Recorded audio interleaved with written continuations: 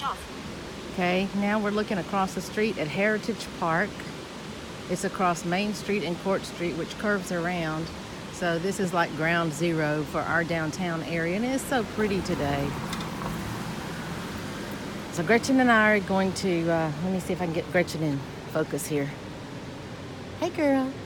Hey girl. Hey sweet girl. Hey sweet girl. Hey sweet girl. You ready to go on a walk? Okay. Let me get back up again. Get your harness. And here's how she's positioned. And we're going to go forward and around the corner. Forward. Left. Good job. Left. Good job.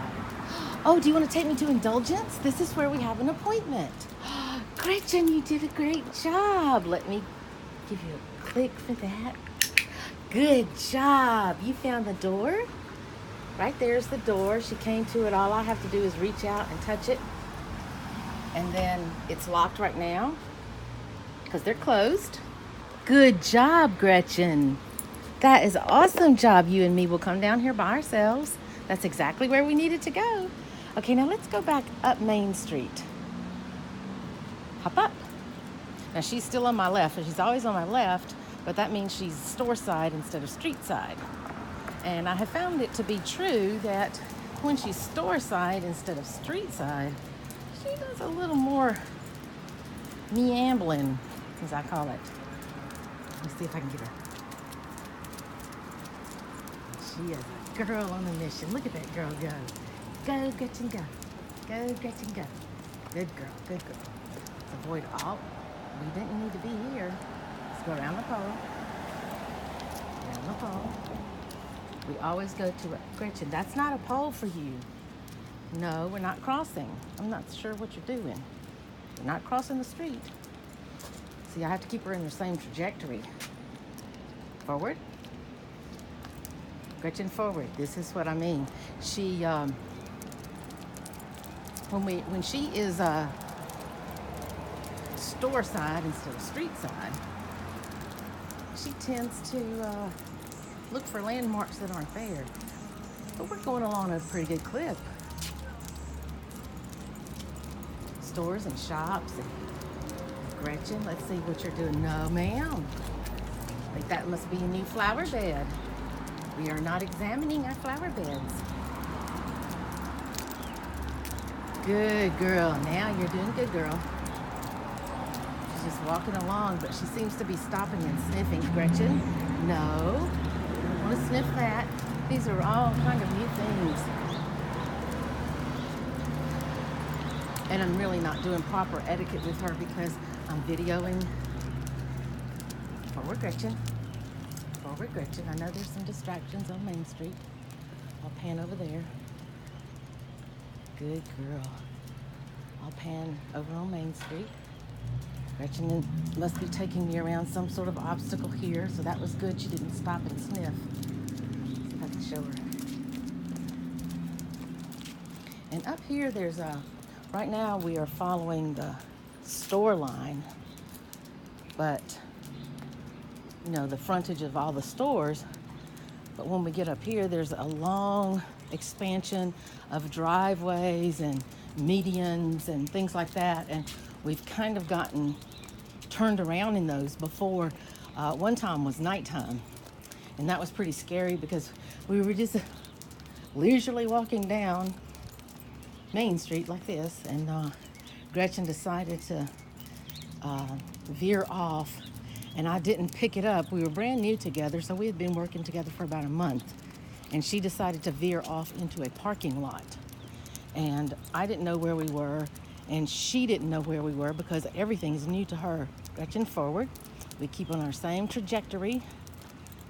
Now we're going to find our pole. So now I've trained her to find the pole, which is way up here at the intersection. And it seems that that has been the trick. I've clicker trained her to bypass turns into driveways, expansions of concrete and sidewalk and, you know, open spaces, which is really hard when you don't have a cane and you can't explore. Even if you do have a cane, you can't explore. There are no landmarks out here. So she needs to take me to a landmark which is our traffic pole. Let's find our pole, Gretchen. Let's find our pole, Gretchen. Let's find our pole. Let me ping down there. Where's our pole? Where's our pole? Where's our pole? Don't go in. I hear the intersection and I hear the cars. Where's our pole? Oh, I knew she had it because she turned and awesome job, Gretchen. Good job, little girl. Let me get you a skibby snack. She's waiting patiently for her little snack. Oh, yeah. There's nothing like a little skibby snack when you do something really, really good. Yeah. Yeah. And again, I divide her little snacks into baby pieces. Okay, now we're going to turn totally about face. And we're going to, let's find our banister. Forward. Find our banister. Where's banister? Where's our banister? Where's our banister? Take me to the banister. Banister. Take me to the banister. Good job, Gretchen. That's a banister, which, good girl, is a great landmark for me because that tells me that this is the immediate corner that I have to turn to head back to our home. Good job, Gretchen. Good job, Gretchen. You found the banister. That means all we do is walk about 4 feet ahead and make a right. And I'm totally backward. 4 feet ahead, we make a left. One. Now we make a left. Good girl. Go forward. Good job, Gretchen. Good job, Gretchen. Now, I've trained her also that there are some poles on this sidewalk because this sidewalk is just melded into the, according to my feet, and I have to feel things with my feet. This sidewalk is melded into the asphalt and the street and the curb, and there's not a lot of stuff on either side that I know of that is a good landmark. So all the way at the opposite end of this parking lot, on the corner where we need to cross, is a telephone pole that I've trained her for. And I know that if we get to that pole, then we're exactly where we need to be. Now look, she's kind of laterally walking. Okay, let's find our pole, Gretchen. Let's find our pole. Where's Gretchen's pole? Now, I can't see anything, so we'll see if she can find her pole. Where's Gretchen's pole? Is this it? This is a good pole. I don't think this is the right pole because I don't think we're at the corner, but that was good. That's a good landmark. I'll listen for my traffic and see if I can hear any traffic right next to me. Oh, and I do, so she's at the exact right pole. Good girl. Good girl. Good girl. Good girl.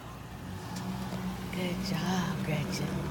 Now we're going to step forward a few feet because I heard that car. And we're going to cross the street. Okay. Gretchen, forward. Good job. Good job, girl. Good job. Good job. Safely crossing the street. I can feel that we're on the sidewalk.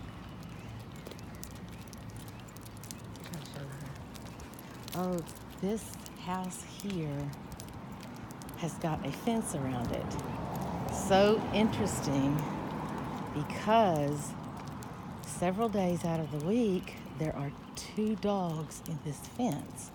One is huge, one is medium sized. And they are huge distractions for Gretchen. Gretchen should do exactly what she just did now, which is completely lead me down the sidewalk right in front of that fence.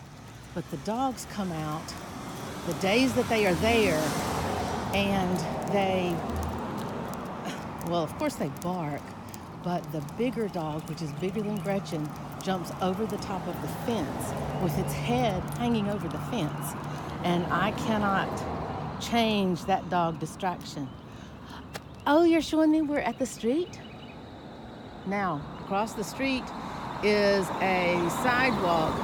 There's a curb up, but she never takes me to that because it's a drain, so it doesn't look like a curb to her. So she takes me around the corner and then up on the other side. So we'll forward, we'll cross this street. It's very safe now. I can tell her when to cross. And she's going to take me to the, watch how she does this, if I can get her in view.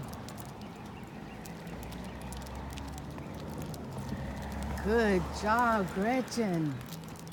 Good job, girl. And that was hard. That was hard for me to even learn that was there. I had to come down here with my cane and explore that to see why she was taking me into the street and around the corner and then up perpendicular. And I explored it with my cane and finally figured out what was going on. But that's the difficulty. I can't train her how to go unless I know exactly how the intersection is laid out.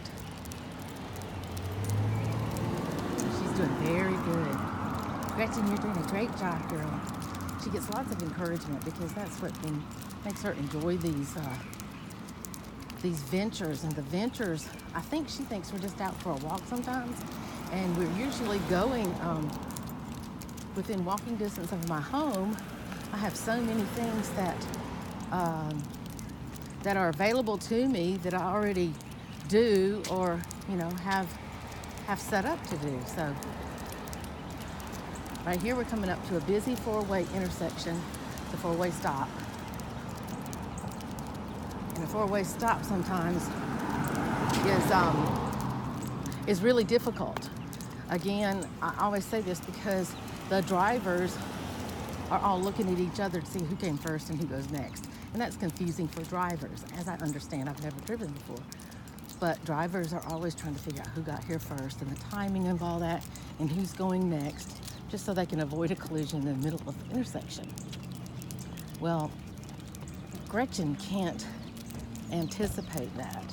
So what we have done is learned that as soon as my parallel traffic, which is right in front of me, it's not really parallel traffic, it's my cross traffic, as soon as they hit the gas and go, after they have come to their full stop, then I go, kind of scooting in right behind their car. And here we are at the intersection. And as soon as this car here goes, then I'm gonna go. This car here. But I'm not making eye contact with them because they'll tell me to go. Forward. Good girl, Gretchen. Now, because it's busy right now, there were cars coming, but again, they had to stop. So it's not like they're coming full force. Down at the other end of this block, there's a two-way stop. And so the cars are flying down a hill and they have no stop sign, which is, equally easy for me to listen to and decide when to cross. Gretchen can't decide when to cross. I don't teach her that. In one of my videos, you might have seen where she demonstrated what's called intelligent disobedience, meaning that I told her to go and she stopped. And the reason she stopped is she saw a car coming that I didn't see, and she's trained to do that. She's thinking, okay, my mommy's supposed to know her traffic, and she doesn't know that there's a car coming straight at us, so I think I'll just stop her right here. That's got to be what's going through her head. Let me see if I can get a picture of her.